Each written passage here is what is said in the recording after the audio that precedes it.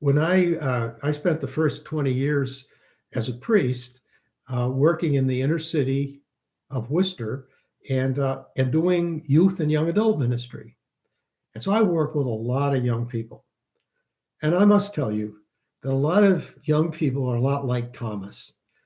They find it hard to believe without some real concrete evidence. They want to touch, they want to know that this is a real thing. They don't want to believe it just because someone told them, especially their moms and dads. They want to believe because they want to believe in their own hearts. And so trying to introduce young people to God was one of the first of all to try to help them understand what we mean when we talk about God. And we talk about God as this, the one who fills us with awe, the one who has created the universe, the one who is the source of all life, where everything comes from.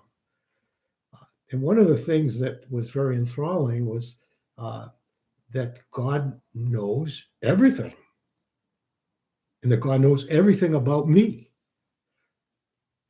Now, if you're about 15 years old and you're really trying to work out who you are in this world, having someone know everything about you is pretty frightening. In fact, many of us, not just those who are 15, but all ages, we kind of put up an image before people. We want to be attractive. If we're on, say we're on the internet, we want to have the most handsome, beautiful picture of ourselves. We want to tell the best stories about ourselves. We want to have images of us before other people that would make us attractive and that people would love us. And so when there's someone there who knows everything about me, everything, that can be pretty frightening. But you know what's so interesting? The next part of the story is that the one who knows everything is in love with you. Not the one who you appear to be, not the one who is famous or handsome or brilliant or the biggest, the smartest, the wealthiest, whatever it happens to be. That isn't the one that God loves. He loves who I really am. And stop and think about that for a moment. How awesome that is. That before God, I don't have to pretend. I can simply be who I am. And that's the person that God loves. In one of my braver moments at a children's family mass on Christmas Eve, I posed the question, who's better, Santa Claus or Jesus? That took some thought. We had some conversation about that. Of course, at the Mass, I sang the song. I'm not going to sing it for you this morning. But if Santa Claus is making a list, checking it twice, going to find out who's naughty and nice, but that isn't the way Jesus is. He's not keeping a list. He's looking at us with love all the time.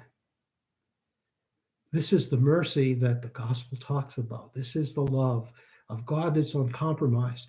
The only thing that can stop that love from being active in our lives is that we don't accept it.